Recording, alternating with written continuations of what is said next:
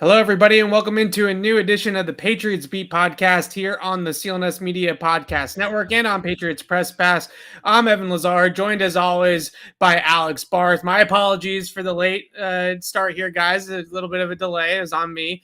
But now that we are getting started here, I wanted to open the show with some divisional round thoughts from a Patriots angle, Patriots lens, and then get into some of these questions that you guys have coming up here in our live Q&A. So for a few minutes, as we let some people trickle in, ask your questions in the chat. We'll get to as many as we possibly can.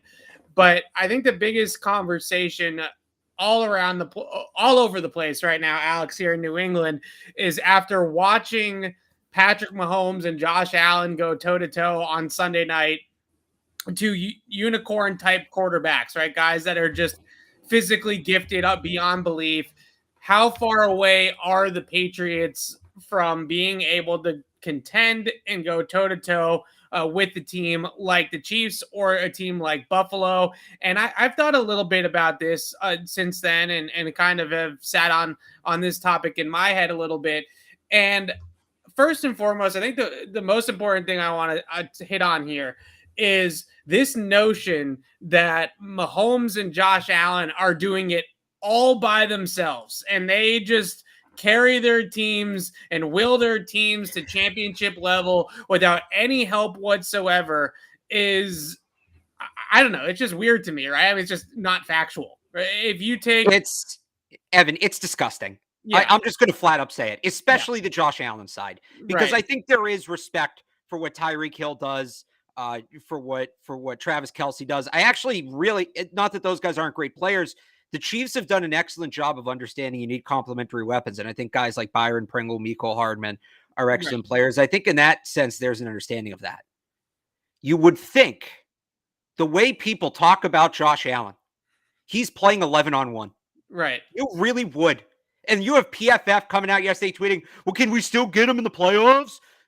Would anybody ever say that about Brady? He threw for 500 yards against the Eagles in the Super Bowl and lost, and people tried to blame him.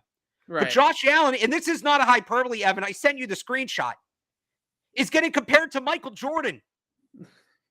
Josh Allen, winner of all only by your Bills fan friend. Right? That wasn't a Bills fan. That was not a Bills fan. Oh man. Josh Allen has won as many playoff games as times I used the bathroom today. Equal amount of resistance in both, by the way, and doing so in both. And we're talking about him like he's literally impossible to stop. Yeah. Here's the reason why I am not so concerned about that game, Evan. Yeah. As good as they were at times, as good as Mahomes and Allen were at times, there was no defense played in that game. None, especially at the end.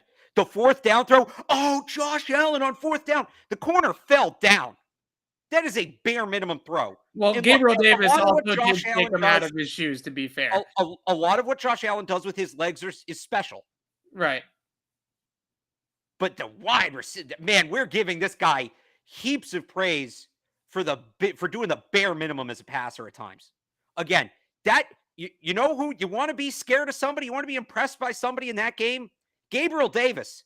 Let's talk about what Gabriel Davis did.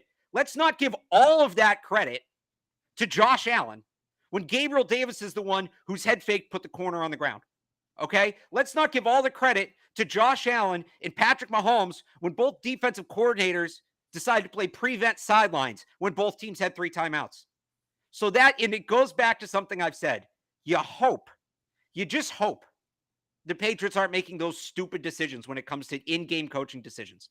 And the in-game coaching was okay from them this year. And I say it was okay. I don't mean that it was level. I mean, sometimes it was great. Sometimes it was bad. It kind of split the difference there. But that was like an NBA game, Evan. That's what that was. That was an NBA game. It was just a matter of who's going to have the ball last. I think the defense was a little bit better than that. I think the defense was a little bit better than that. Not at the end of that game. And nobody was playing defense at the end of that game. And the execution situationally, the last 13 seconds was awful by Buffalo. Right. But when you really look at the Bills' defense, especially, has been one of the best pass defenses in the NFL all season long.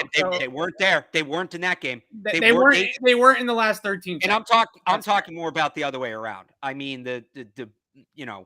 again, Josh Allen's throwing in.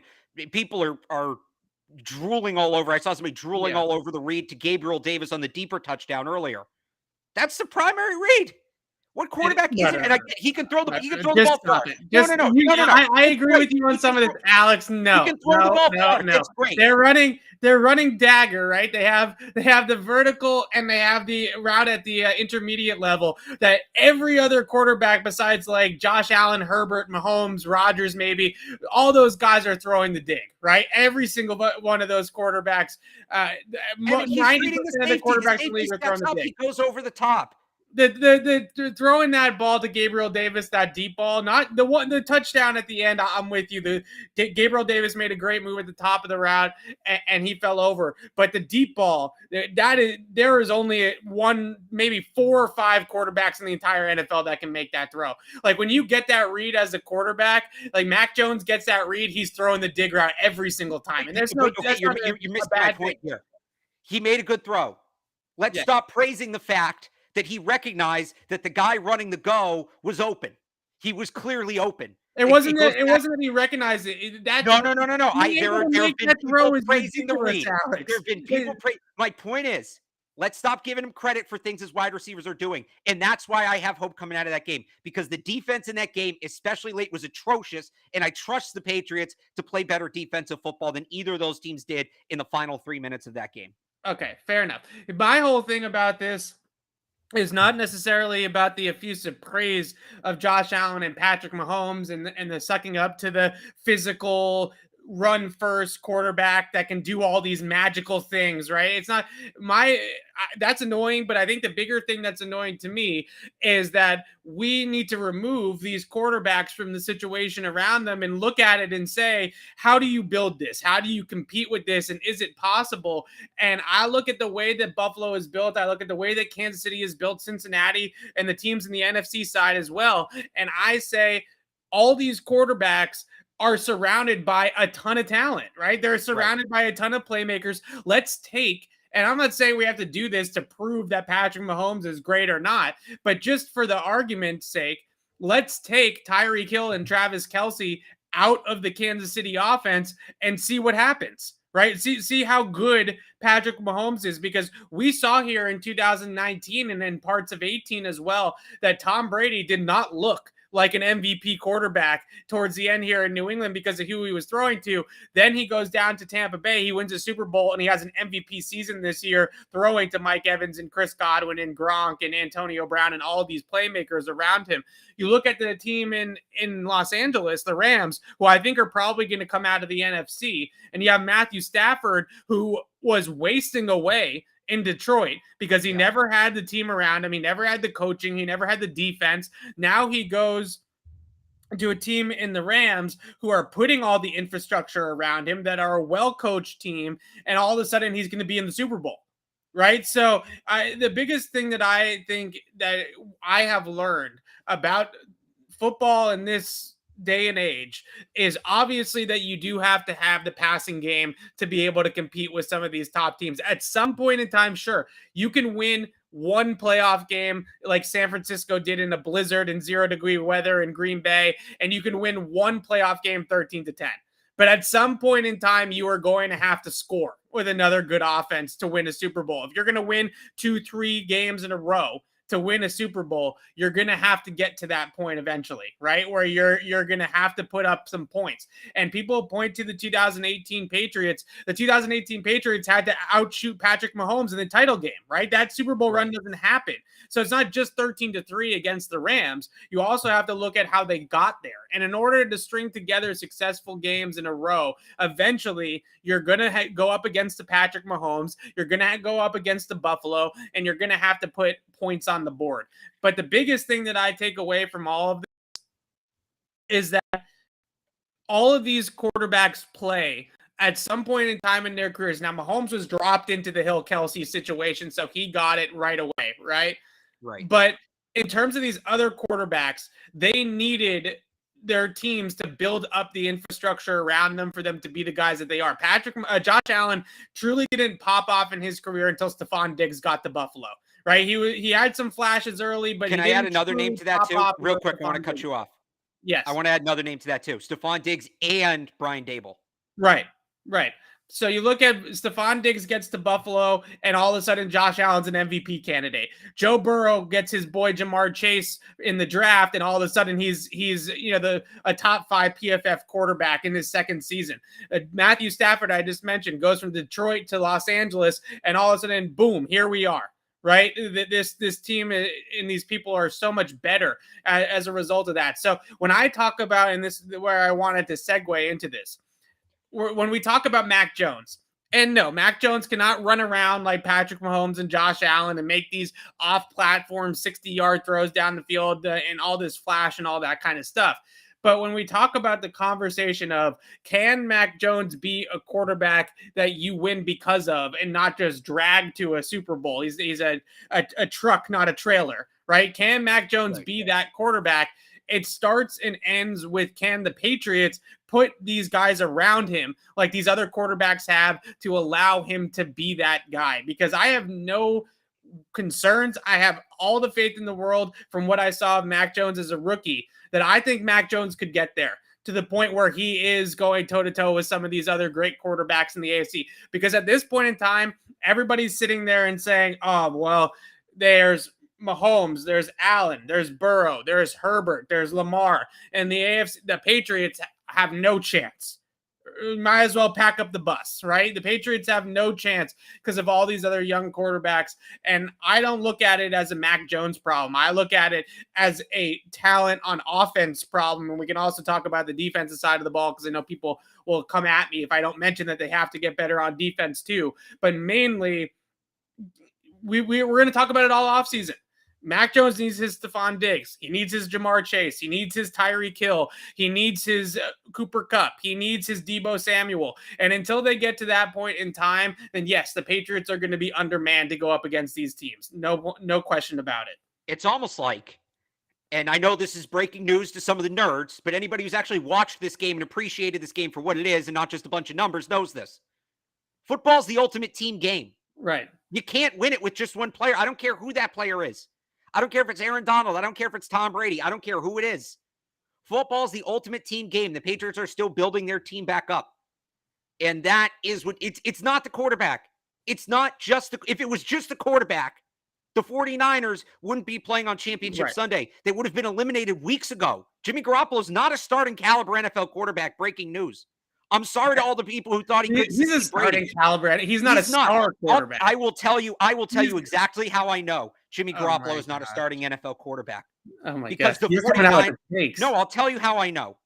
Because the 49ers told me. Because Kyle Shanahan told me they told you that Jimmy Garoppolo wasn't a stud. He wasn't a star. I don't think they told you that he wasn't a starting NFL 3 first-round picks, giving up 3 first-round picks. They told me exactly what they think of him, giving up 3 first-round picks. Maybe transitional at best. Maybe he's transitional. But he's certainly not. Again, I still have him behind Jones. When we were doing that thing, we were ranking all the playoff quarterbacks. I had him behind Mac. Would you give up 3, like whatever Trey Lance's comp is in this draft? I guess it's Desmond Ridder. Oh, there isn't one. Yeah. Would you give up okay, let's say Trey Lance is in this draft. Are you giving up 3 first-round picks to replace Mac Jones with Jimmy Garoppolo? Certainly not. Right. Wait. Or no, to replace Mac Jones with Trey Lance. Certainly not. Jimmy Garoppolo is not a starting NFL quarterback, but he's gotten to this point.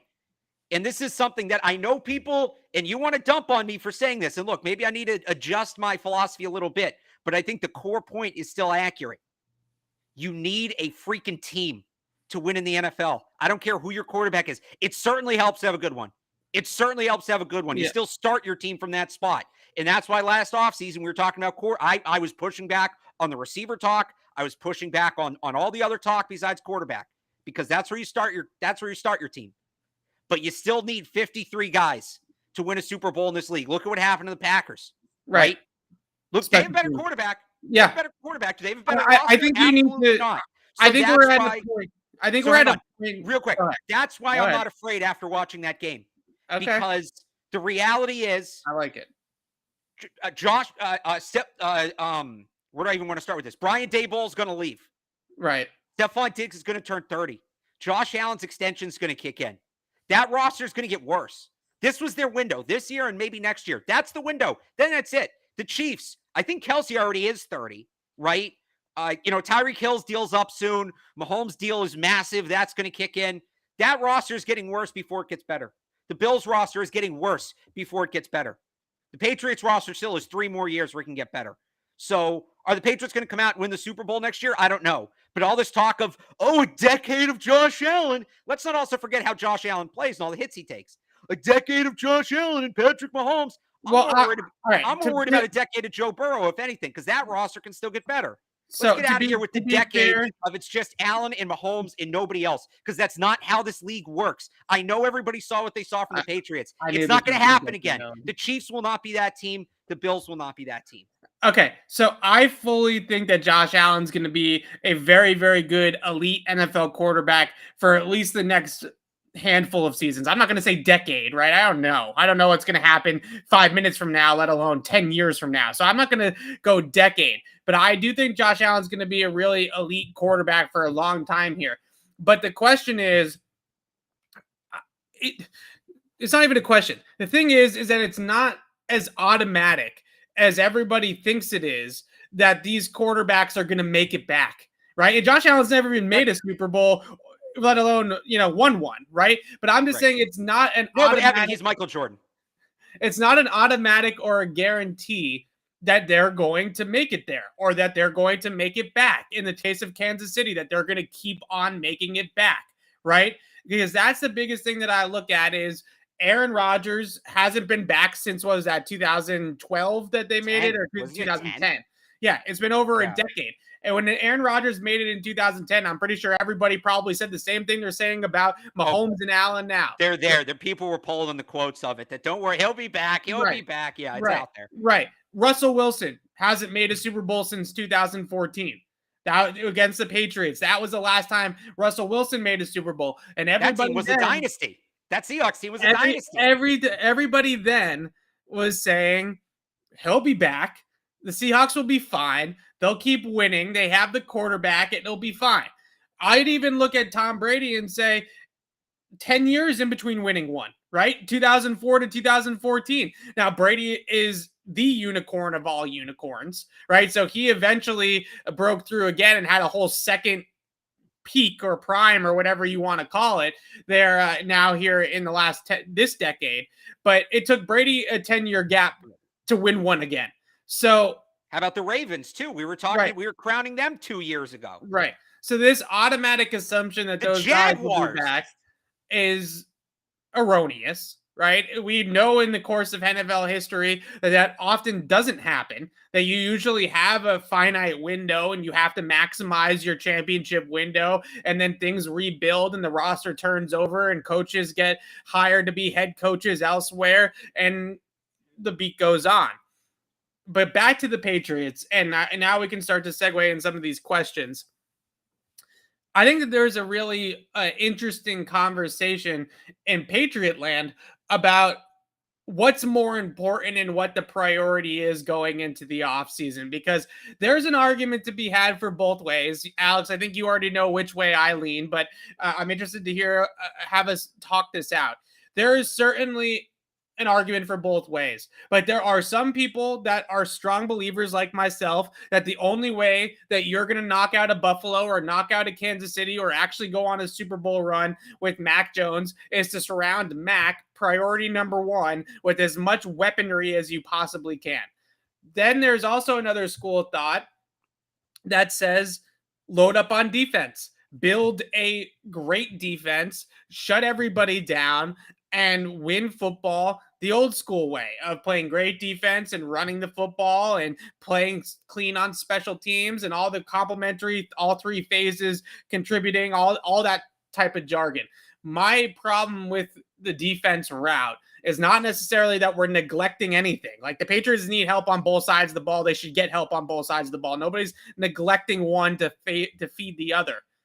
But my problem with the defense thing is I don't know in this NFL, in this day and age, like, I don't know if no matter how good of a defense you build, I don't know if it's going to be enough. I don't know if it's going to be enough to truly shut down some of these ridiculous offenses that we see across the league. In part because of how the rules are set up, right? And how the league is set up in general to allow these offenses to go out there and destroy teams. So I can hear both arguments. I think you're probably more towards the complimentary side. So here's the thing. I think the defensive argument is still valid. And you look at, the 2018 Rams at the time were hailed as a very revolutionary offense, right? That Sean McVay was doing things nobody ever done before. And there was just no, like people thought he had cracked the code. People thought he had built something that was unstoppable. Right. And the Patriots had a defensive scheme to match him. And again, I look at, there was no resistance. There was no resistance in those games. And even the other games, if Tampa shows something defensively, they beat the Rams, right? Tennessee's defense against the Bengals did enough to win that game. It was two really bad coaching decisions by Mike Vrabel and a bad pass by Ryan Tannehill that really made the difference. It wasn't the defense. The defense was enough to stop one of the best passing attacks. That being said, most of my attention actually probably is on the offense this season, and here's why. I think in terms of player personnel, the Patriots defense is really close to being elite. I agree. All in all, and people are going to jump down my throat for this, so just hear out the whole thing. All in all, they were one of the best defenses in football this year. They ranked second in scoring. They ranked fourth in yards against. When they did struggle, it was a combination of two things. It was injuries and probably more significantly coaching breakdowns. When I look at the defense, for them to unlock their potential, it's not as far away to unlock the potential of the defense and the offense. And I'm not saying this is easy, but really what they need is, assuming they keep J.C. Jackson. If they lose J.C. Jackson, cornerback first pick. Right. No debate. But assuming they keep J.C. Jackson, really all they need is a second outside corner to allow Jalen Mills to play more freely. A little more depth in the secondary, which I trust them to get. We know their history with UDFA corners. And then a fast linebacker. I like Cameron McGrone and Raekwon McMillan. I'd also dip into the draft. I know people are going to say Nakobe Dean. One, I think he's off the board by the time the Patriots pick. Two, I just don't think they're going to compromise that much to get him. He weighs 220 pounds.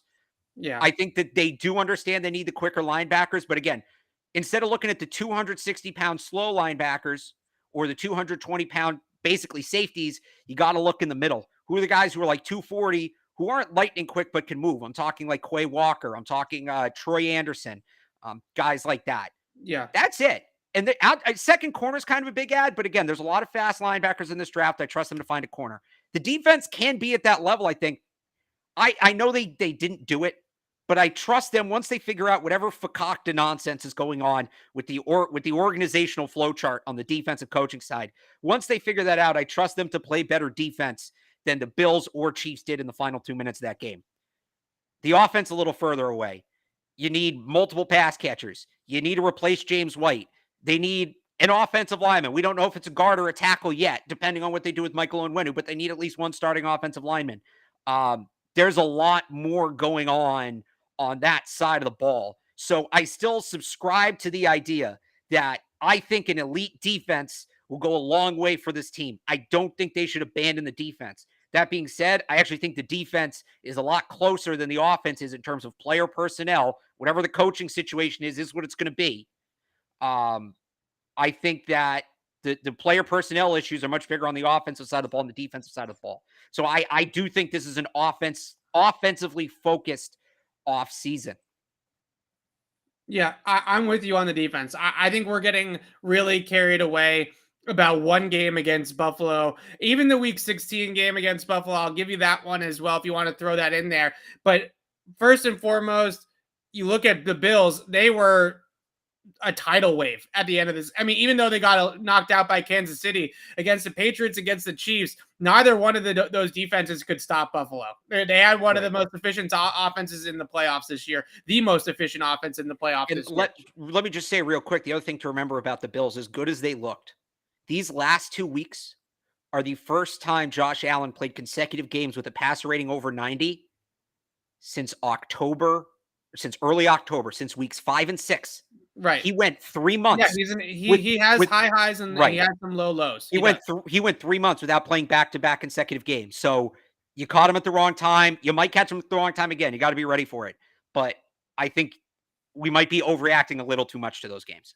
I think we are, because people are looking at especially that playoff game, and people are looking at that and saying, "Oh, the Patriots need all sorts of help on defense." Well, ideally, going into next season, the Patriots won't be starting Jawan Williams at outside corner and having Devontae Bosby as their third CB, right? Let's I hope mean, not. like that defense, and then you look at Miles Bryant being in there as well. Whatever the heck happened to Matthew Judon down the stretch, whether it was COVID or a physical injury that got to him that slowed him down. Christian Barmore's out there playing on one leg. Kyle Duggar's out there playing with one hand, right? I mean, there was a lot of reasons why we got it to be that bad on defense, Right. that were not necessarily all just personnel driven. So I look at the defense and I agree with you.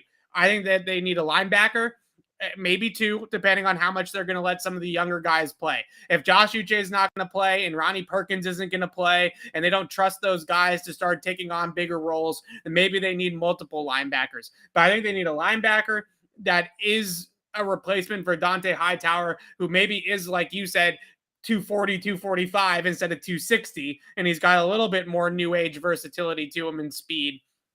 And then the corner. But those are just two spots that they need to fill.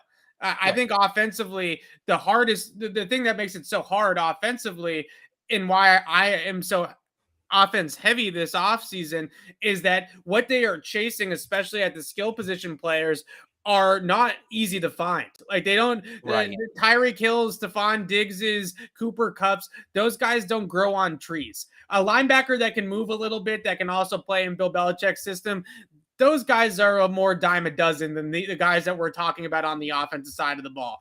The problem is with the offensive players is there are only a finite, maybe 10 to 15 playmakers in the NFL that make that much of a difference in an offense. And the Patriots have to go out and get one of those unicorns. And that's not easy. The defense, you get a number 2 corner, you get a linebacker that can move a little bit. I mean, come on, that stuff is replaceable. That stuff is findable. It's can they identify somebody in the draft at the wide receiver position and get somebody in here that's going to develop into a Justin Jefferson, Stephon Diggs, Cooper Kupp level player? Can they trade or acquire somebody like that in the veteran market? Those are the types of things that are more troublesome or worrisome to me in terms of do they have it? Do they have the personnel, the scouting, the ability to go out and identify those types of things? And I have way, way, way more faith in Bill Belichick's ability to find a linebacker that can play in his system, or to find a corner that can play in his system, or a defensive lineman. I know a lot of people want some more pass rush, some more edge rush, maybe a guy up the middle that can clog up the middle. They know how to draft those guys. They know how to find those guys. The guys that they struggle with are the skill positions, and that's exactly where we have been at for years now, and that's a little bit more worrisome. Yeah, exactly. And I think that the other thing is the way they play defense, you can kind of hide some deficiencies. Right. Not everything, but they have ways to make up for this and that. You can't hide a lack of speed on offense. It's just the reality of it. So this isn't me subscribing to any new age mathy analytical, I think it is. Whatever. No, it's not. You watched that game on Sunday night, just like me and all the rest of the analytical nerds did, and you saw the speed on Kansas City and Buffalo offensively, and it's a different game. They are moving at a different pace. Isaiah McKenzie, Gabriel Davis, Tyreek Hill, McCole Hardman, right? All those guys are moving at a different pace than the guys that the Patriots have on offense. Good football players are fast. The analytics nerds didn't create that. They can take credit for it all they want. Al Davis created that, right? Exactly. Al Davis, the least analytical person of all time. Yeah. The guy who would just read off the combine results and draft based off of those. Right. So that's not and we knew the Patriots needed speed. That's not a secret. I think it's just a matter of the defense is, and it's people. We're going to say this all offseason. We're going to get crap for it, and it's just a reality. The defense is close. The issues with the defense weren't for the most part, were not the players they have. Right. That's the other thing. They're going to get John Jones back, right? They're going to get, I think getting McGrone and Raekwon McMillan in the lineup will be a big deal. The defense more or less has, outside of really that corner, the defense kind of has the personnel. The linebacker 50-50. Right. the offensive issues I don't think can be fixed by who's in the building. That's what it comes down to me. You need more external help offensively than defensively. Yeah, I'm with you on that. All right. Ask away, fire away. Give us some questions here in the chat. As we're waiting for these questions to roll in, let's segue over to I keep saying that word. Let's move over to the coaching carousel here for a second, Alex. I think this is another big talking point that people are going to want us to hit on here. Josh McDaniels, all sorts of rumors about him going to the Raiders. It could be a Patriot combination going to Las Vegas, whether it's Dave Ziegler and Josh McDaniels or Dave Ziegler and Gerard Mayo. That seems to be a pretty big buzz. Are you buying the McDaniels stuff? Because Ian Rappaport, Albert Breer, a couple other the big J's reported about it over the last couple of days. I know Mike Reese wrote about it today too as well. What would happen, the succession plan from Josh McDaniels. So question number one, I suppose, is do you buy it? Do you buy that the Raiders are actually that interested in Josh McDaniels? Because I do think that if McDaniels were to leave, I don't think it would be this big courtship, this whole, party, right? This whole thing going on in front of the media. I do think it would be a little sneaky behind closed doors, a little bit more hush hush. But in terms of McDaniels, do you believe that he's of interest to the Raiders? And what do you see here as a succession plan if Josh McDaniels were to go to Las Vegas? So here's kind of me reading the tea leaves on the McDaniels thing. Let's call this an educated guess. I think, because Vegas is also hiring a GM, right? Remember that.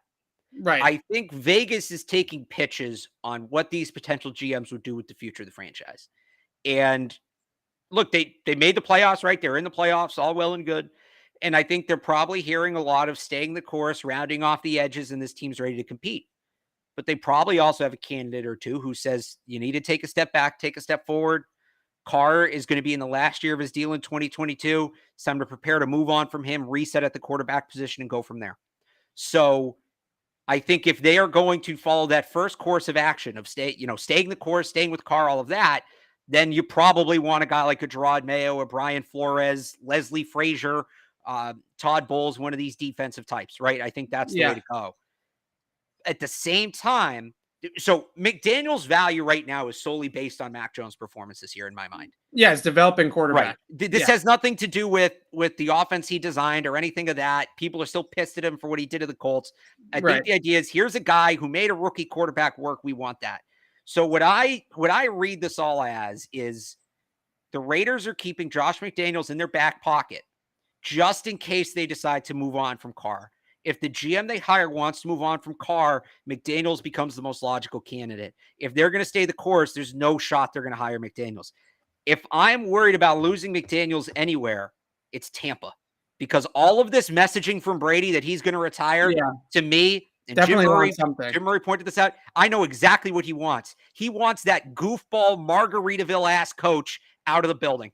I've said this for 2 years, Evan. So I think what Brady's afraid of down there, I don't know if Josh McDaniels would be the guy, but I do think what he's worried about is losing Byron Leftwich. And maybe there is a world where he would rather Byron Leftwich be elevated to head coach or Todd Bowles to be elevated to head coach, and that would keep Byron Leftwich or something like that going on behind the scenes. I don't know if it's McDaniels getting pulled down there, though. I'm not angling for I'm not saying he's angling for McDaniels directly, but what I'm saying is this is clearly going to be a process. Let's say this drags on to March. You don't hire a head coach in March. All the candidates are off the market.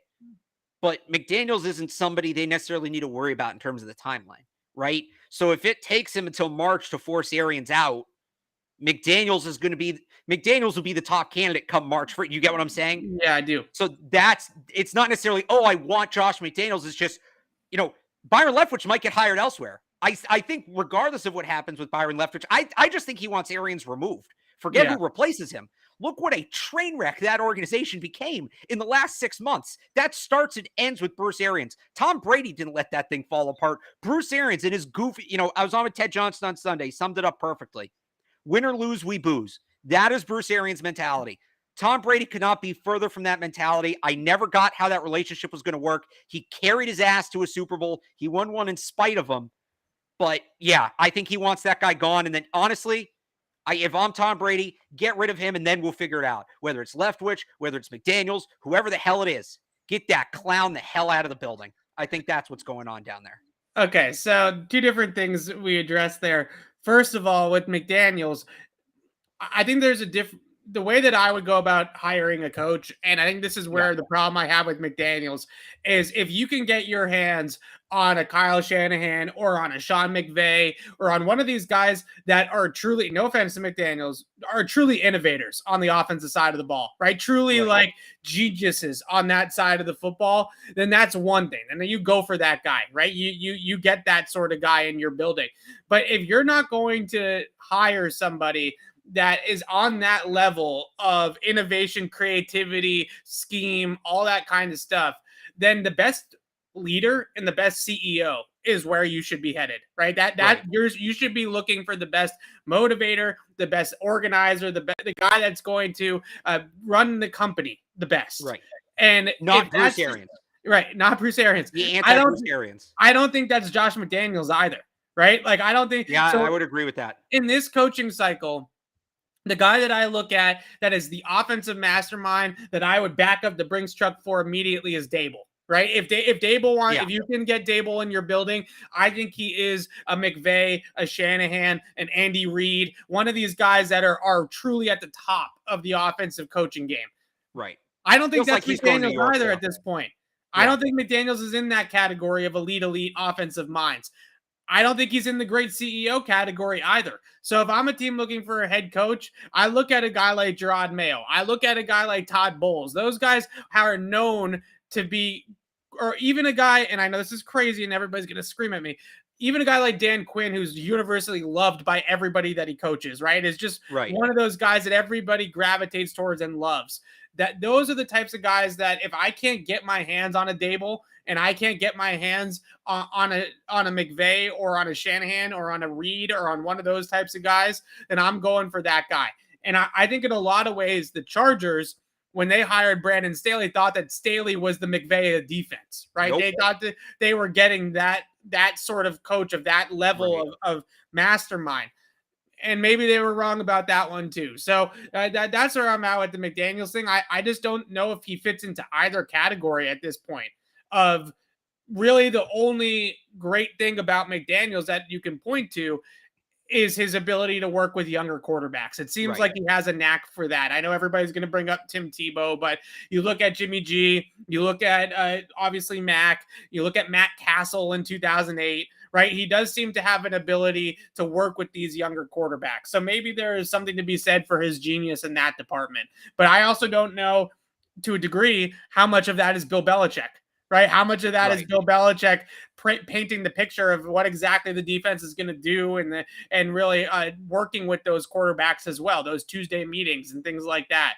You know, how much is that a role in all of this too with the Patriots' ability to develop that position? So it's an interesting conversation with McDaniels because it does feel like every single insider under the sun is saying, don't sleep on McDaniels to the Raiders. This has real traction. This has real legs behind the scenes. I'm just searching for what does McDaniels bring to the table that's better than any of the other options that the Raiders have out there at the moment. Is he the best offensive mind? Is he the best leader? I don't think he might not be either one of those things.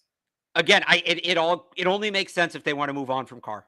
That's like, then all of a sudden, okay, we're talking. If Carr's still going to be there and they're going to pay him next year and whatever, or if they make a run at a guy like Aaron Rodgers or Deshaun Watson too, like, then I don't know what McDaniels is doing there. If they're going to play out this last year with Carr and then go to the draft, then I think McDaniels is, again, I don't know that it makes him the best candidate, but then at the very least, he's a logical candidate. We should take some questions. We keep saying well, these are all questions that were in the chat. I just wasn't able to pull them up. All right. Okay. I want to talk about this one real quick, actually, about the DTs and the defensive linemen, because although the 24th in run defense, I'm not sure if that's yards per attempt or whatever, but that's they were actually 26th or 28th in yards per attempt. 24th is total yards. Okay, all right. Well, I you know me, I go by the nerd math, not by the total raw math. But regardless of that, 21st overall selection. Has Jordan Davis at 21 feels a lot like Vince Wilfork at 21. Am I sleeping on that, or am I wrong about that? It feels like there is a little bit of overlap there, right? In terms of play style, what they would bring to the table. And I don't know. The Patriots took Vince Wilfork at 21. He's probably going to be inducted into the Pro Football Hall of Fame at some point. And why not take another star DT at 21? Jordan Davis is not Malcolm Brown, right? No. He's not Dom Easley. I think that is a pick that 30 years ago, Jordan Davis is probably a top 5 pick in the draft. But nowadays he's a 2-down DT, so he's not as coveted as he once was. So here's the thing about Jordan Davis, though. I don't think he's a 2-down. I think he's a 3-down player. He's a really, really good pass rusher. Yeah, he's a good power rusher. He can collapse the pocket. I agree. It's not. No, it's not. But yeah, that's the thing. It's not just power, and that's where the Vince Wilfork comparisons come from. He can move. He's athletic. He's very he can rush off the edge. He's 6'6", 340. He can rush off the edge. I would be shocked if he's on the board at 21. But you want to talk about adding a lot of needs, being able to stop the run, being able to rush the passer, all of that. He's kind of like Barmore. The only difference is Barmore is what, 310, 315? Jordan Davis is 340. Yeah. He's more Barmore's mold than he is, because again, Vince Wilfork was good against the pass, but he wasn't a pin your ears back pass rusher, right? Yeah. Jordan Davis can go get after the passer from the middle. He's one of those guys that when you watch a national championship game just on TV with your friends, and just trying to have some fun watching a game, and you're like, who is this guy on the Georgia defensive line, right? Like, this guy is taking over every single down. This guy is making an impact some way, shape, or form, whether it's a pass or a run. And you look it up and it's Jordan Davis pretty much every single time, right? I mean, whether it's collapsing the pocket, whether it's exploding through gaps to get into the backfield, whether it's taking on multiple blockers and clogging up the middle, this guy is all over the place on the tape when you pull up the Georgia defense. And it would be, I think that's a great pick at 21 if they get a player like that. I got to find this video and send it to you. There's a video from 2 years ago where he's working with the tight ends at practice. He has better footwork than the tight ends in terms of running routes. I mean, he's tremendous athlete. I don't want to disparage Vince, but this is Jordan Davis. The fact that he's even in the discussion at 21 blows my mind. I thought, who was this? You can thank the nerds for that. Who was in the discussion because of the nerds? Well, even who was the defensive tackle last year that went in the was from Auburn? It was top 10 pick, top 15 pick. Last year or 2 years ago with was it 2 years ago? In Carolina? Is that who you're talking about? 2 years ago. Yeah, 2 years ago in Carolina. Yeah, I'm blanking on his name right now. Derek Brown. Derek Brown ended up being the 7th overall pick in the draft. Right. Jordan Davis is a much, much better football player than Derek Brown. And that's not a slight to Derek Brown. Right, but the problem is that Derek Brown goes to Carolina, certainly is doing what they're asking of him in Carolina, but he's not a difference-making player, right? So here's what I'm saying. Jordan Davis is a difference-making version of the player Derek Brown is. I don't necessarily disagree with you. The guy's unbelievable. Every single time I watch it, he's going to run a sub 5 at the combine. Yeah, every single time I watch that Georgia defense, that guy was just creating absolute havoc. So, like I said, at 21, I have a feeling that Bill Belichick loves those types of players. He just loves them, right? Like I wouldn't be surprised at all. All right, Sean Payton, Alex, retiring today, at least for the couple years, taking a leave of absence, whatever you want to call it. Any thoughts on it in general for New Orleans, but also just spinning it forward to the Patriots? They got some players on that roster that certainly would look good in a Patriots uniform. Michael Thomas, Marshawn Lattimore, Cam Jordan. Now, they're in a little bit of a cap crunch. I don't think it's as bad as what's being advertised. Nick Underhill down there in New Orleans does a great job covering the Saints.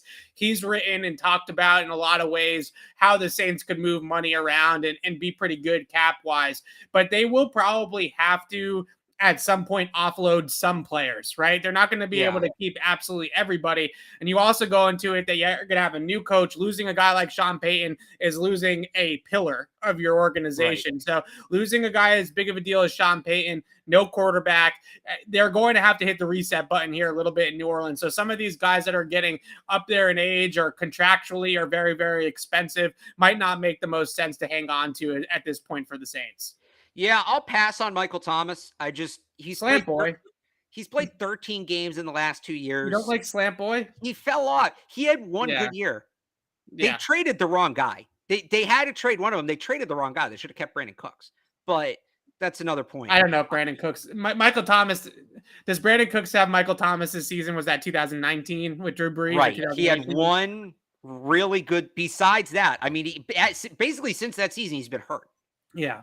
So I guess Michael Thomas is the peak, but if you want the extended like overall body of work, I've been more impressed by Brandon Cooks. Marshawn Lattimore is the one for me because we just talked about they need a second corner, right. And he's expensive right now. But you talked about this on the last show though. One of the biggest issues for the Patriots is they had to play zone, and that forces their linebackers into coverage, and that was a big problem.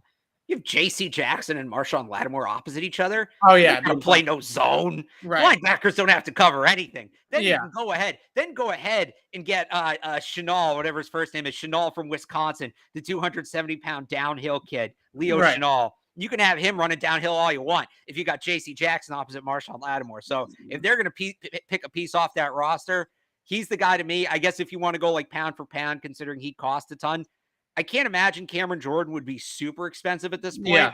And having him opposite Matthew Judon, I think would be a nice little fit. But yeah, that's where I'm at with that. And by the way, Sean Payton's going to be back in the NFL. This is 1 year off, and then he's going to Dallas.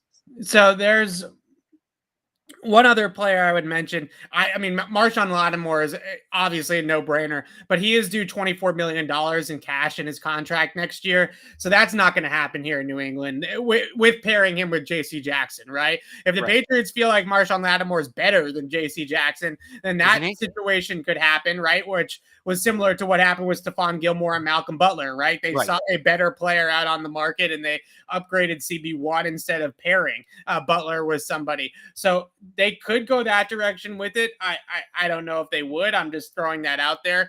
Marshawn Lattimore is expensive. The one other guy I would look at as potentially a nice player for New England, although he's a little bit of a maniac, is Chauncey Gardner-Johnson, who can play nickel, who can play slot, can play some safety. I know he's not the player that you want. He's not the Bill's not going to want anything to do with him because of his attitude. Yeah, his attitude is bad. I don't disagree there. I'll float you one. All right. You think Bill would make a run at Taysom Hill? Oh God, maybe.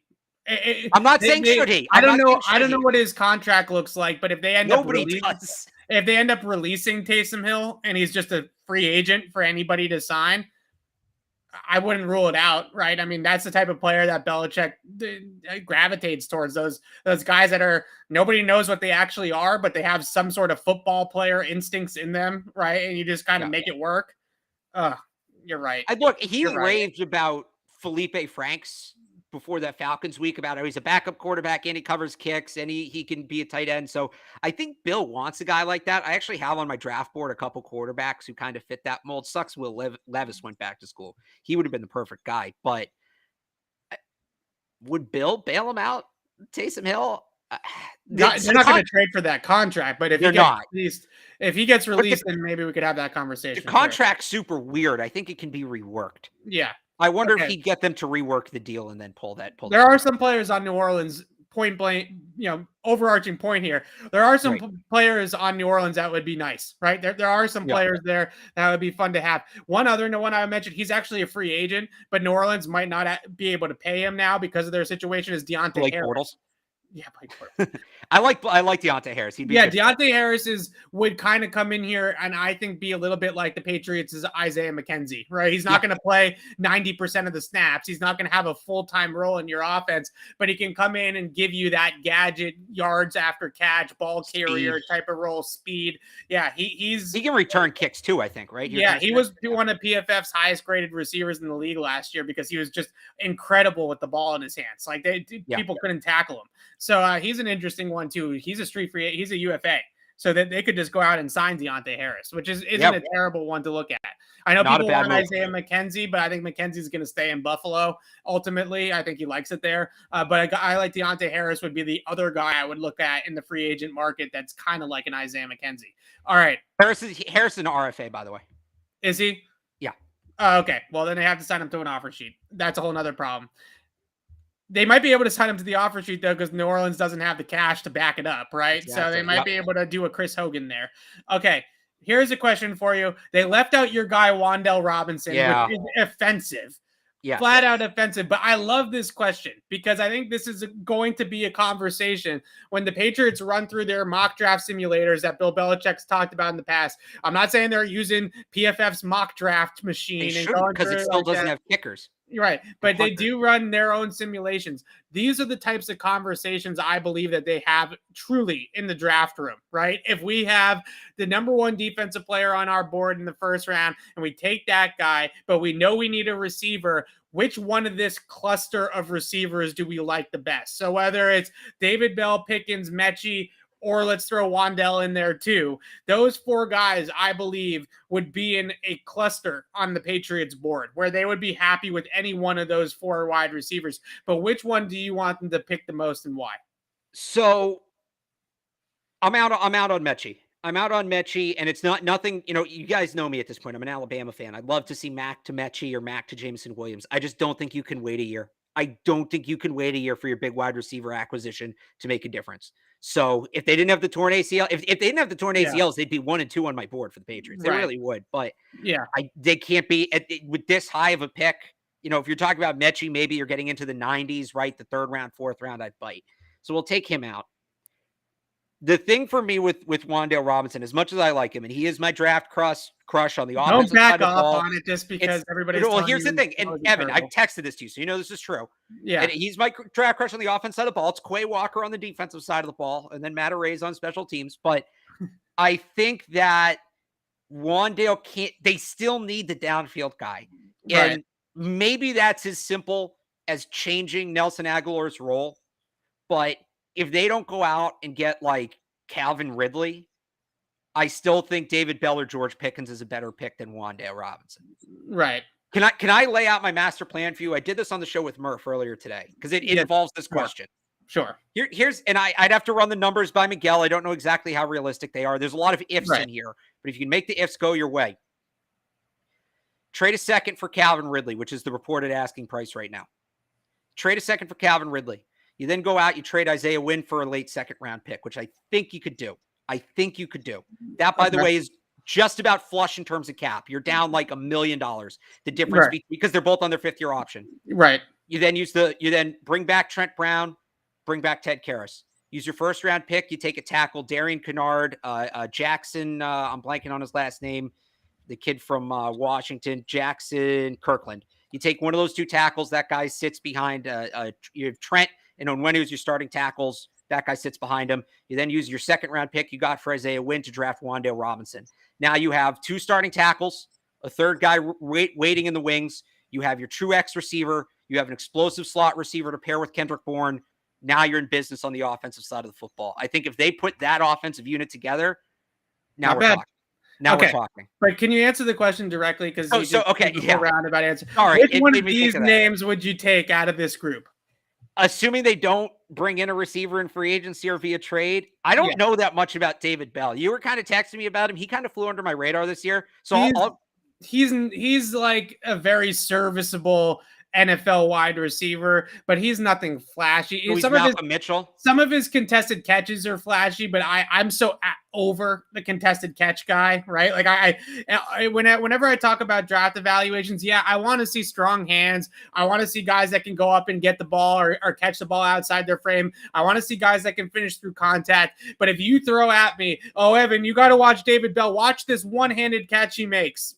I'm out. Like that. Well, that's Aaron Dobson, right? Like like that can't be the only thing that is good about his tape.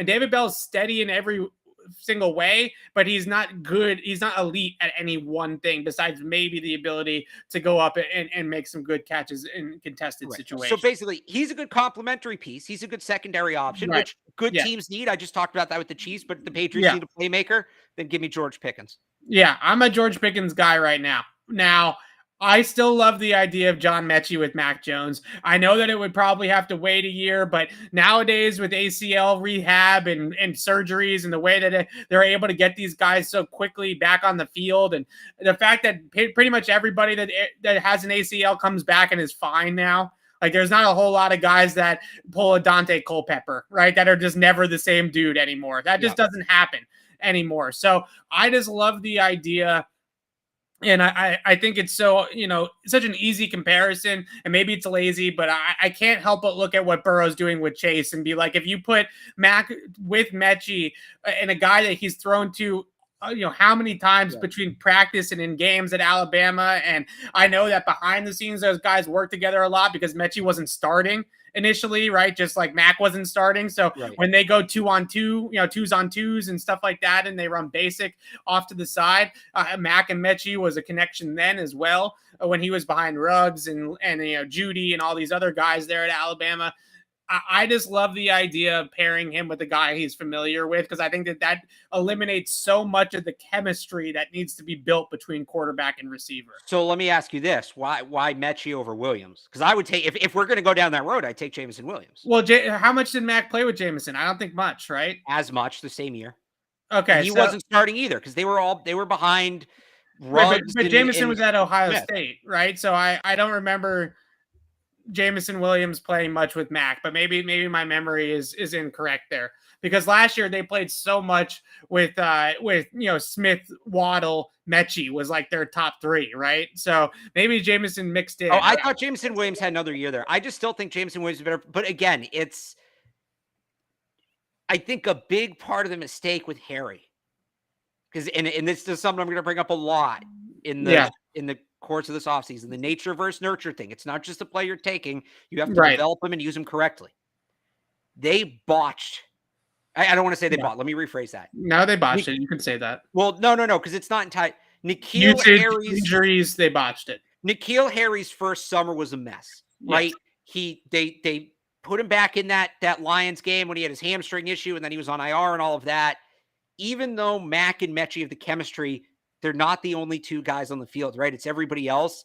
Yeah. Do you want to invest that highly? And we know how important that first summer is for NFL prospects. I just think that maybe you want to invest that highly in a guy who doesn't he's not going to have that first summer. It's fair. I just think you can sort of bypass that due to Mechie's familiarity with the Bill O'Brien system now. That is probably has some overlap in what they are running at Alabama. I mean, Mac talked about the overlap, right, between Alabama and the Patriots offense, even under Steve Sarkisian.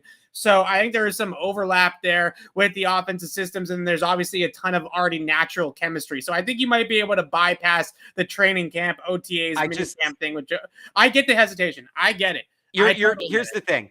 It's essentially a shortcut, right? You're trying to find a shortcut or a loophole to get a better receiver. Because the Bengals did it with Jamar Chase. So but here's the thing. They didn't take a shortcut. He was fully healthy. They took him 6 overall. They picked him over a generational tackle prospect. Right. That wasn't a loophole. That wasn't a shortcut. That was all your chips to the table.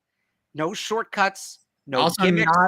Also not a great case study for people that think that the trenches are more important than elite. The trenches will always be the most important part. If you can't block, the quarterback can't throw. That's basic football. I mean, Joe Burrow was sacked 9 times in that game, Alex, and they still won. And if the Titans kick a freaking extra point instead of that 2-point conversion. All right. This is a whole other conversation, but let's continue on with these questions, because we told people we'd answer questions. We've answered like 3. Okay. I think this is a really interesting question, not necessarily about the inside linebacker thing, but you look at the course of the last 3 drafts. The Patriots have drafted a lot of linebackers, right? You got Winovich, you got Uche, you got Jennings, you got Perkins, right? They've drafted 4 linebackers. They have seen the light. They have known that Dante Hightower and Jawan Bentley and some of these guys are going to age out of the program, right? They've known this, but they haven't been able to develop and install any of these players successfully into their defense. So are they continuing to take swings and completely bypassing these players at this point? Or do you believe that a guy like Uche, I say no on Winovich. I think Winovich is a whole different other animal, right? I think his attitude, his personality, his approach, I don't think they like him, to be honest with you. Right. Uche and Perkins, do you think that those are 2 guys that could be a part of the answer here?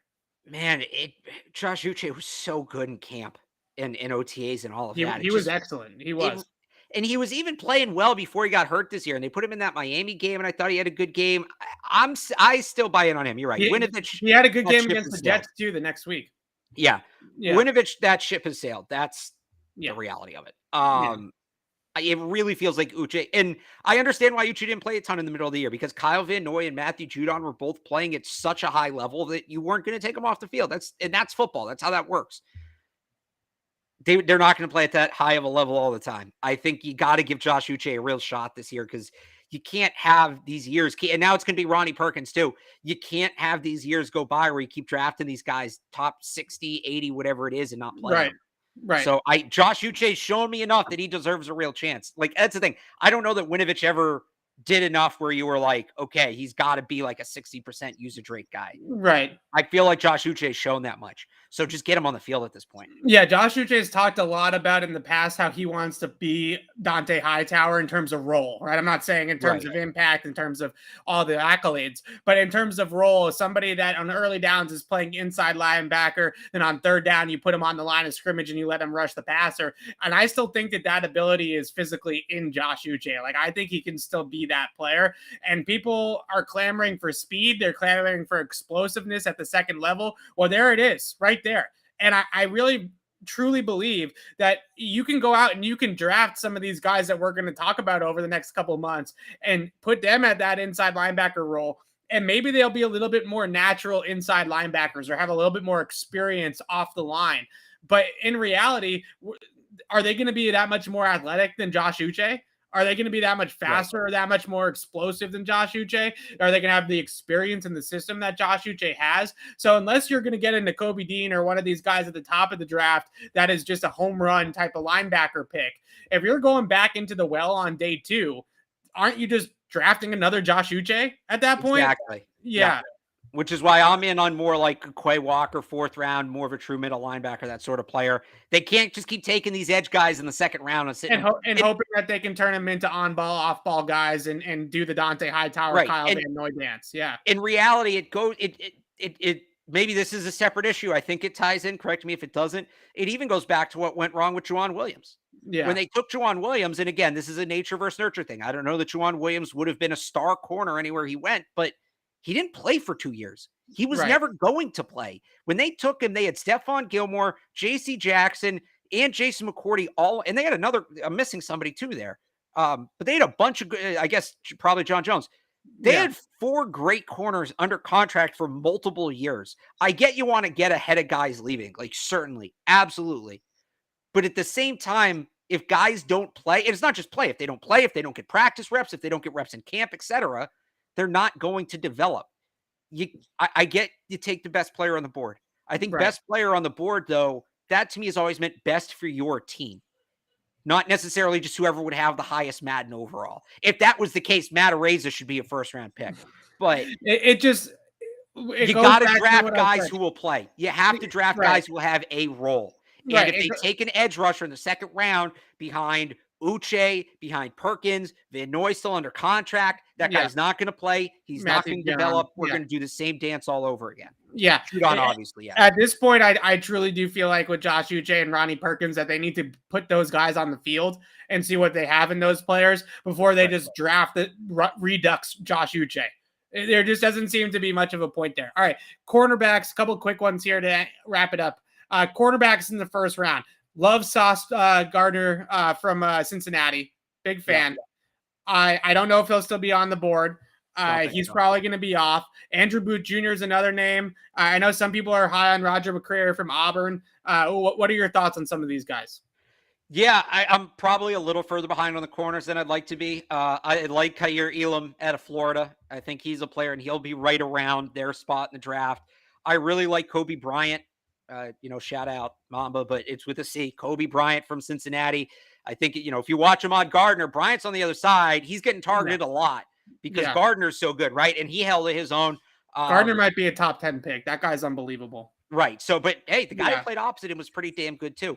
I really like Josh Jobe from Alabama. I know that people are going to kind of tighten up when they hear Alabama corner and Right.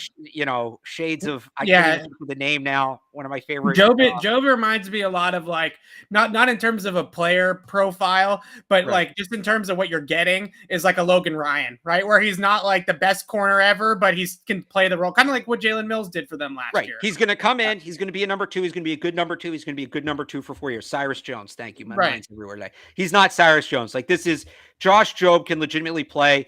And then if we want to go for value, Matt Hankins from Iowa, 6'1", very physical corner, long arms. It's just, he went to Iowa and they're deep. Like, he basically had no help around him.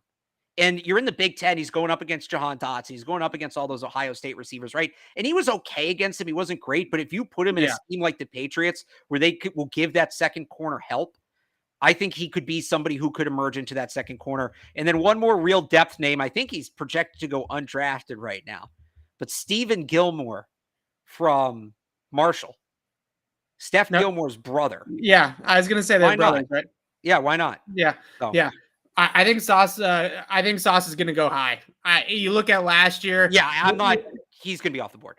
Yeah, you look at guys like Patrick Surtain and J.C. Horn. I was going to say Joe Horn. J.C. Horn. Those guys went like 8 and 9 or something like that to Denver and Carolina. The guys that can cover like Sauce, guys that can cover like Derek Stingley, even though he doesn't have the tape in terms of volume. The tape that he does have is just off the charts. So I think you're looking at more in that tier 2, tier 3 cornerback market. All right, let's end it on this one. Who you got going to the Super Bowl, Alex? I put Casey and the Rams. I think I got Jimmy's very lucky. He's not that lucky. Yeah. Yeah. The Rams I tend to agree with you. You know the Spider-Man meme when they're pointing at each other. Yeah. The Rams and the 49ers are going to have a lot of Spider-Man meme instances on Sunday, right? Because those teams are just schematically, offensively, especially, it's the same scheme, right? It's literally the same exact scheme, but the difference is the Rams have the better quarterback. So I think it's Rams and KC. And if the Rams make it back to the Super Bowl, I think once upon a time, Alex Barth, you were Sean McVay's never going to make it back to a Super Bowl ever again. Was that you? I might have said that. I also sounds like no. I remember exactly what I said. I said Jared Goff's never going to make it back to a Super Bowl. There's the cop out. Or I might have said McVay's not going to make it back with Goff. Jared Goff was never going to make it back to a Super Bowl. I didn't. If I said that, I had no idea McVay was going to get Matthew Stafford. If you had told me, well, what if he gets Matthew Stafford? I would have said, yeah, okay, maybe. All right. So we both have Chiefs Rams. We'll both probably be wrong. It'll be Bengals. If it's Bengals Niners, I mean, there is some. What was it? The 86 somewhere in there. It's not 85. No, 86 is Patriots Bears. No, 85 is Patriots Bears. Oh, you're right. So yeah, it might be 86. 86 or 88 or somewhere in there is Chris Collinsworth's Bengals against Joe Montana's 49ers. So there is some history there, but let's be honest, if that's the Super Bowl, then nobody's going to care outside of those two places other than it just being the Super Bowl, right? That's not the matchup anybody wants. Everybody wants Chiefs Rams. Those are the two best teams in the league this year, probably. The Rams had that lull in the middle when Stafford got hurt, and the Chiefs had some ups and downs, but just in terms of pure talent and execution on both sides of the ball when they're humming, those two teams seem to be the best. All right. Alex and I will be back on Thursday. We're going to talk some Senior Bowl, right? Some Senior Bowl on Thursday. We're going to get into that. It's I can't believe it's Senior Bowl week already. Senior Bowl is during the bye week, right? In between the Super Bowl and the championship weekend and the bye. Yeah, it's Pro Bowl week. Pro Bowl week. So we're going to talk about some draft prospects that will be at the Senior Bowl. You know that Dave Ziegler and Bill Belichick are definitely going to be at the Senior Bowl. So that's going to be a lot of fun to look. I don't know if Bill will be there, but Ziegler and his staff will definitely be there. I know last year, I don't think Bill went, right? I think that was I think it was just Ziegler and their team. So we'll be here on Thursday to break down some Senior Bowl targets, players of interest, practices next week, game next weekend. It should be a lot of fun. So we'll see you guys Thursday. Thanks so much for watching, and we'll see you guys later.